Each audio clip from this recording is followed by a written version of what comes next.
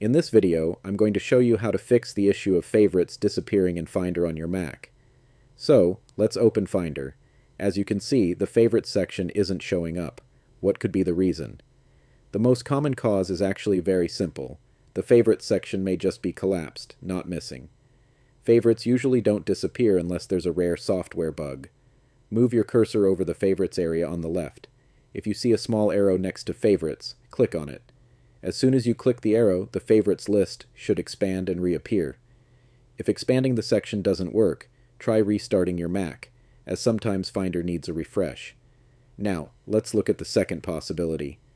The entire Favorites section is missing, not just collapsed.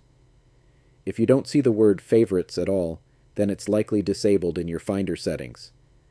To fix this, go to Finder in the top menu bar and click Settings. You can also open it quickly with the shortcut command plus comma. When the Settings window opens, select the Sidebar tab. Here you'll see a list of items under the Favorites category.